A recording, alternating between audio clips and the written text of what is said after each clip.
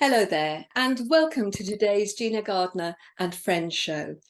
Today I have a very special lady on the show. Her name is Gwynoo, Dafydd. She has an amazing range of experience. Her work is in leadership and master public speaking coach, but she's also got over 40 years experience in the TV and film world. She's an author, she's done lots of things, and she's also done that whilst living with chronic pain. I too have lived with chronic pain since 1983, and it's something that we're going to explore today. But more than focusing on the pain, it's about focusing on how you can manage life very effectively, even though you have pain. So, Gwynoo, very, very pleased to welcome you to the show. Thank you, Gina. I'm very pleased to be here. Thank you. And I hope that we'll be able to share some ideas which will enable people to live the best possible lives that they have been presented with. Brilliant. So would you like to let's start by just sharing your story briefly of how you've got to here? Well, there's two aspects of it, really. I suppose people are probably intrigued as to why I live with daily chronic pain. Well, it started when I was about 16. I was a really top athlete in my county and represented my county in national sports. And I fell and hurt my back doing the long jump. I was going to college to be a physical education teacher. And after a term, I had to change direction. Now, I coped with that. It was a pretty dark period in my life, but I managed it. And the trajectory that I'd anticipated for my life, which was as a physical education teacher, never ever came to be. On top of that, I've been involved in 3 car accidents. One was a multiple pileup in 1985. Came through that, managed to get back to having an active life. But the one that actually made me have to deal with chronic pain on a very daily basis was in August 1988. And that was a rear shunt. And yet another one in the year 2000 where we were all nearly killed in a car accident in France where somebody pulled from the side onto our part of the road. So and I had another sideways shunt. So I live with hypermobile vertebra, which means that my lower back will go out of alignment and trap the sciatic nerve on a regular basis. So that's the nasty part of my life story. The other part of my life story is that I'm a very positive person. I try and focus on the good things in life and not the negative things. And I think one of my journeys in life has been to focus on what you can do and not what you can't do. So throughout all of these years, I haven't been able to do lots of things, but I have been able to write, I have been able to sing, I have been able to perform, I've been able to think, I've been able to coach, I've been able to do all sorts of things that I can do even when I am in severe pain. You know, it resonates with me. Those of you that know my story will know that I'm from 1987, was a wheelchair user following a serious ski accident and 2 failed back surgeries. And what really struck me about it was all a conscious decision.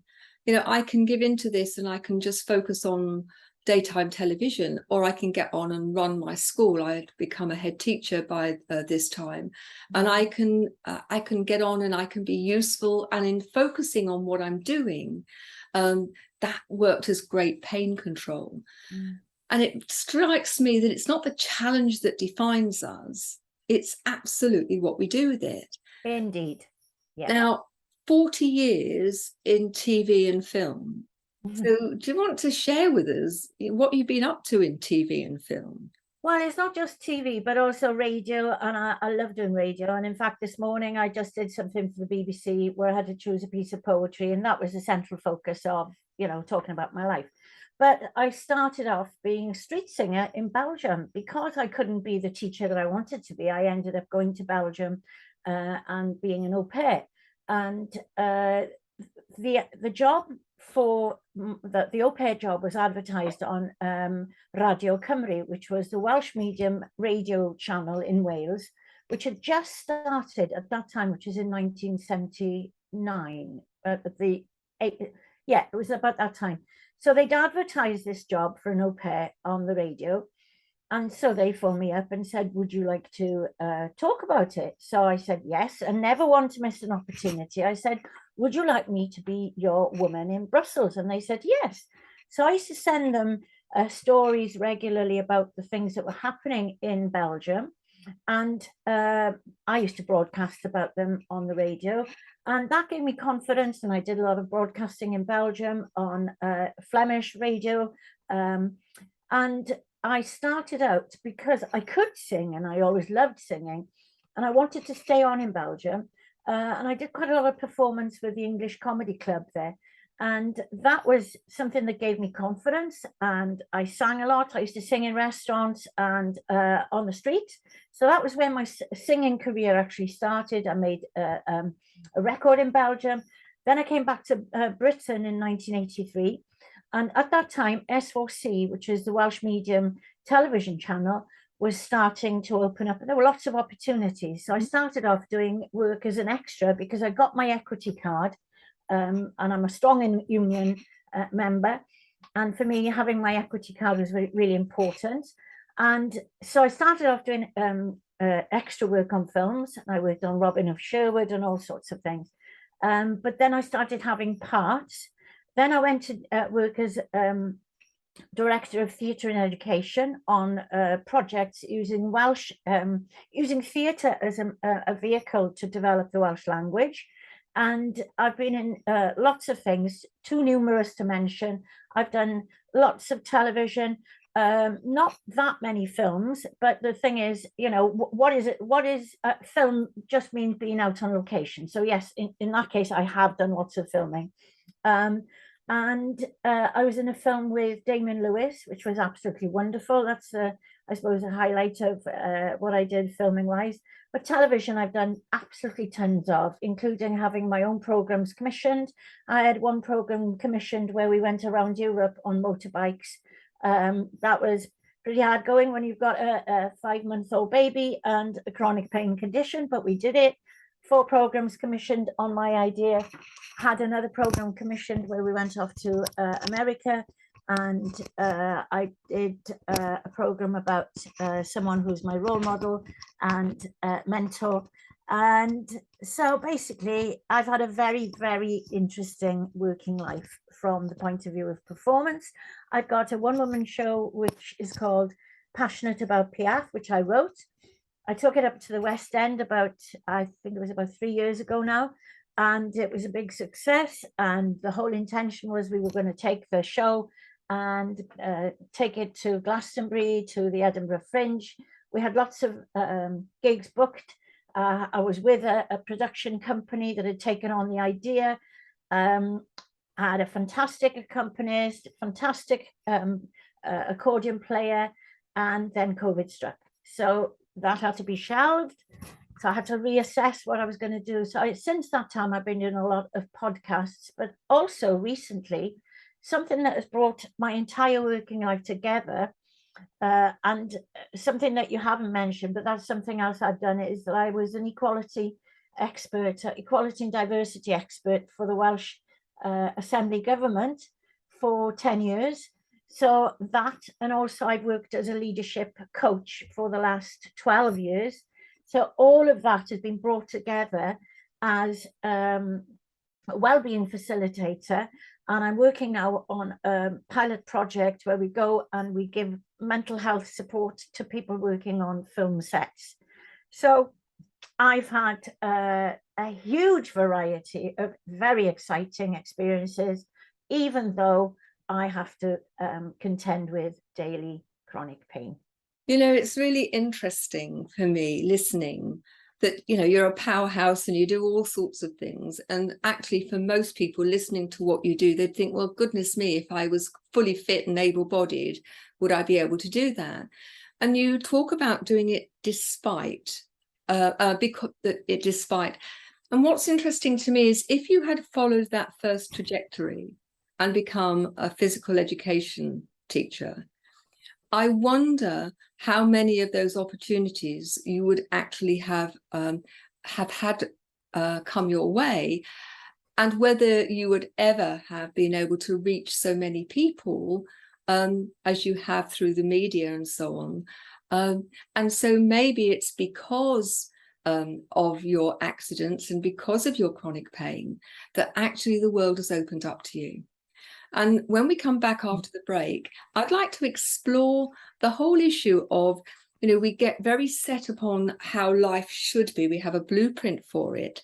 And when we don't get that, we're often very disappointed.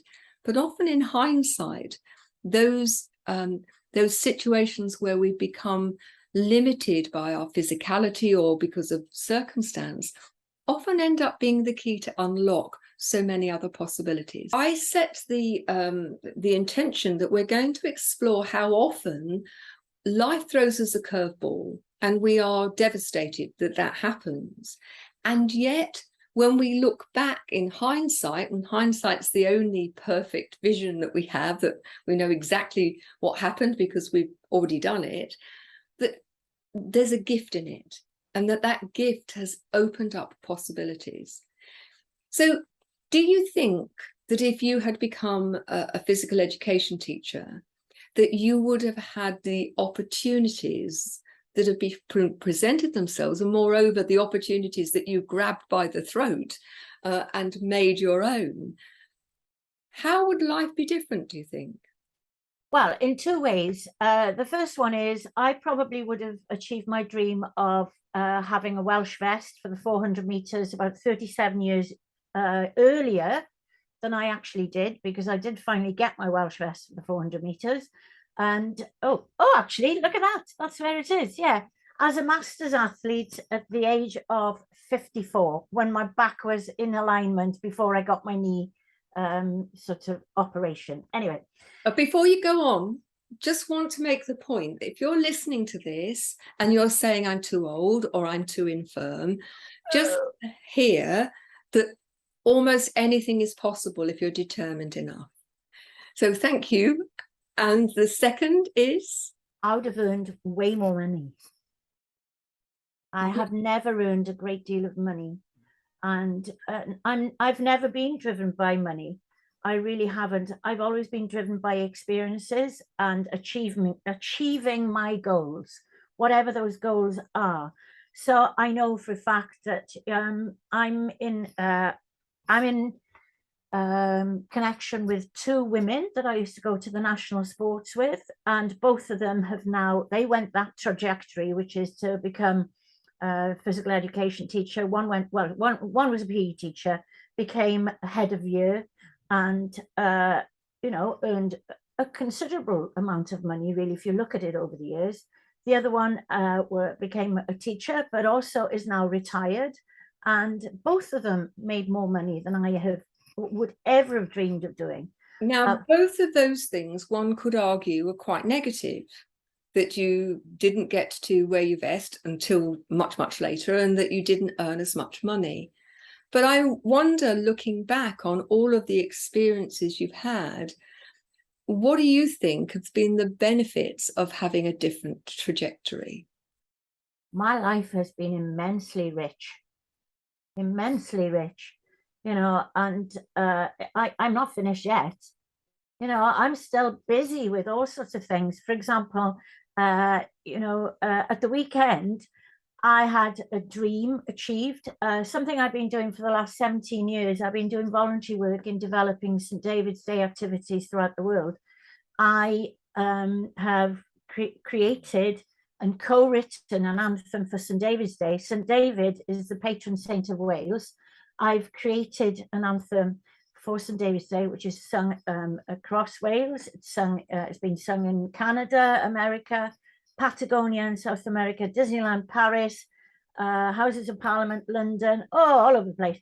And as a part of that, there has been another offshoot, which is I have instigated and created county banners. And on Saturday, I went to the original Welsh Houses of Parliament, which are in Machynlleth, where Owain Glyndŵr, who was a ruler of Wales, he had his Houses of Parliament there. And my daughter and I took the Montgomeryshire Banner, which I instigated, which is based on the St David's Day anthem. I took that there. Now, that is just, there's no money on earth could buy that experience. You know, it's absolutely something that I could only dream of. But if I hadn't been on this trajectory, that would never have happened. I've been part of Welsh history, really, because I've co-created with, I've enabled things to develop. I've been helping to develop parades throughout Wales. There are now 3 county banners based on the St David's Day anthem. The school banners, the first school banner is in the National Museum of Wales in St Fagans. You know, all of those things, they would never have happened if I'd been a PE teacher. If I'd been a PE teacher, I'd have had longer holidays. I'd have probably gone on nice jollies to ski with the kids. And that would have been my world. Whereas my world is literally global. You know, my world, I do things, you know, I'm having a book that's coming out in India in September. I've got a chapter in that book, and I'm the only person who doesn't come from India who actually has a chapter in the book. Those things are priceless. You know, they are priceless. They are indeed. And I think one of the things that strikes me is I've worked with a number of people, for example, who have been made redundant, and they have huge issues around their sense of value, that, you know, they don't want me anymore, that they initially feel abandoned and worried about, am I going to find something? And we worked through all of those issues, and they found work, or they've started a business. And almost without exception, when you talk to them some, 2 or 3 years on, and they start to look back at that, they said, you know what, it was the best thing that ever happened to me. It gave me the opportunity to rethink, refocus, and to do something that I wanted to do, that I was passionate about. When prior to that, I did it because my parents thought it was a good idea, or because I needed to earn money to pay the mortgage. And what strikes me about both yours and my story is that situation for you, which at the time you talked about deep, dark days, and I've had a few of those myself.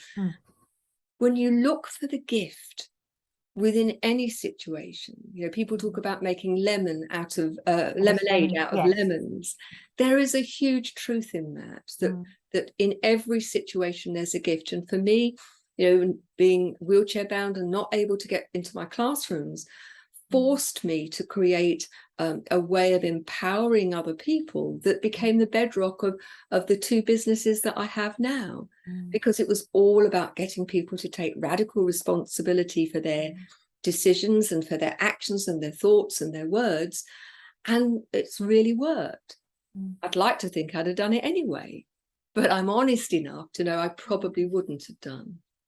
Well, I think that I always sort of reflect on other people and what they come up with in their lives. And there's a fantastic artist called Cuffin Williams in Wales, who he's no longer with us, but he always used to maintain an oak does not grow strong in fair weather, which means that the more battles we have to fight, the better, the stronger we become as human beings, you know. And actually, sometimes I could have done without those battles.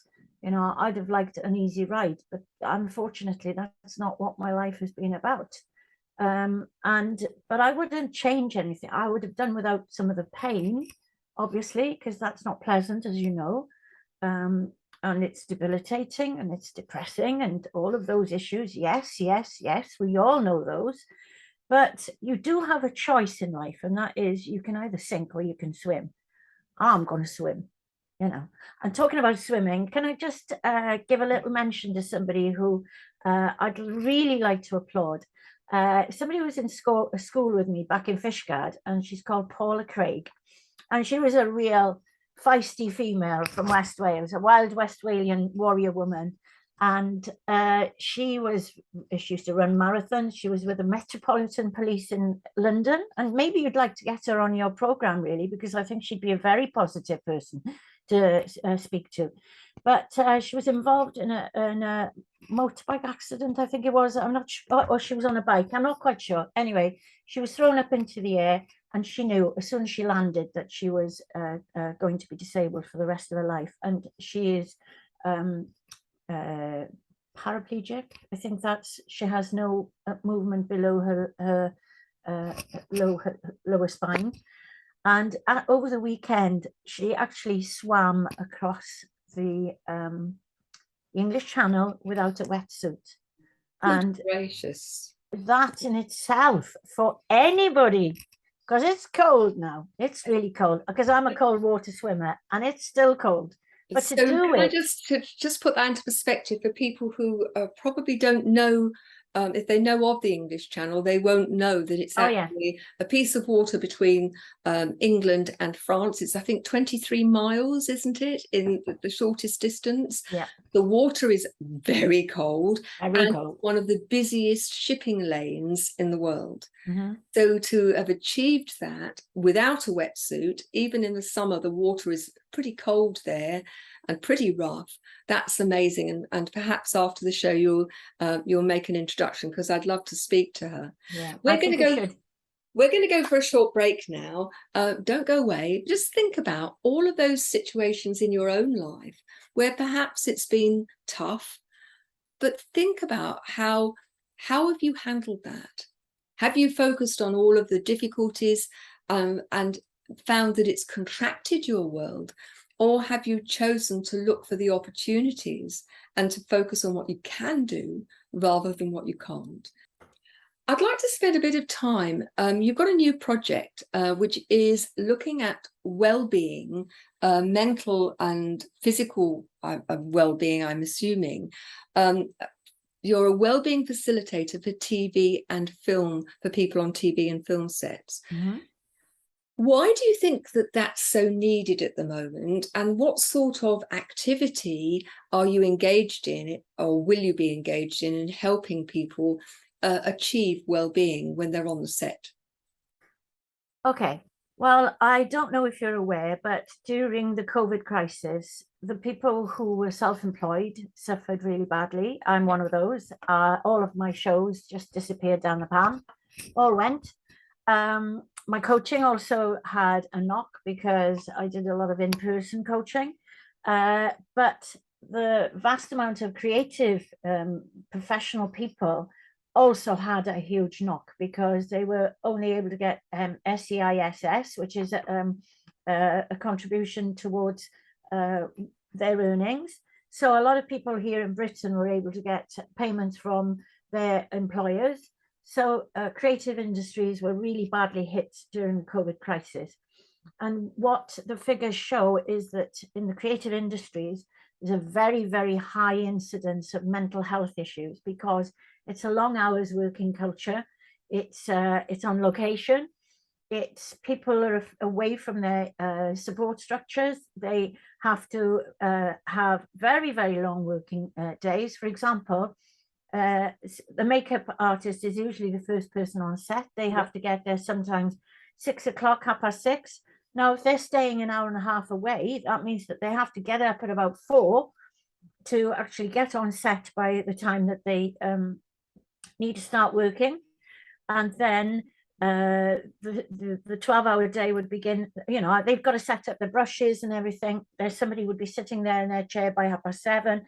So that the 12-hour day would start at 7:30 and it would finish then 7:30 in the evening. So the issue really there would be that they've still got an hour to tidy up, an hour and a half to get to work.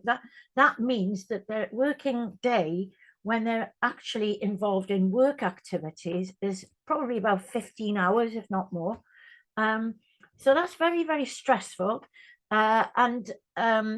So there's a huge amount of bullying and harassment that takes place on film sets. And so combined with the long working hours, working away from home, having your support structures all around, that's a very, very difficult scenario. as well as you go from contract to contract. You're always looking for work. In your job, you're looking for work. So you can't complain about what you're doing, because it will be held against you for forever, more or less. So there are three parts of the work that I will be doing. This is a pilot project. I was supposed to be starting back in March. We'd completed our training. Yeah. And I was supposed to start on the Thursday. The hotel was booked. I was supposed to be working up in North Wales, 6 weeks of work, 3 days work a week. And but on the Tuesday, I was rushed into hospital. I had sepsis. I had septicemia. I had a blood infection in my hand, started going down my arm turned red. I won't go into it. But anyway, what it meant was that I ended up losing 6 weeks of work and had 98 antibiotic units. So again, I didn't get any payment for that time. So you see, it's, although people may think that being involved in films is sort of a romantic notion, it's actually a very hard life. And the incidence of people wanting, to self-harm, suicide is very high. So there are three parts of the work. The first part is I would go into the companies, look at their policies, health and safety, Equality Act, so duty of care, all of those issues, looking at how when people are supposed to be working, picking up on anything which would cause a lot of stress for people. The second part of the work is for me to be on set, to have an open door policy where people would know that I was there, the person that they could come to with any issue. For example, say that their mother had died when they're on, do you know what I mean? So I could give them the emotional support that they needed, but also I would be the mouthpiece to go to the producer and say, this person feels that they're being shouted at unreasonably, spoken to unfavorably. I'd be that mouthpiece to try and sort that out anonymously. And then the third part of this service we will be providing is we would signpost people to mental health resources. I would also be there, at the end of a phone if somebody wanted to talk to me confidentially. So it's a support package to enable people to have a better working environment, because the working environment on film and television is generally not very good and not very healthy for people's mental health.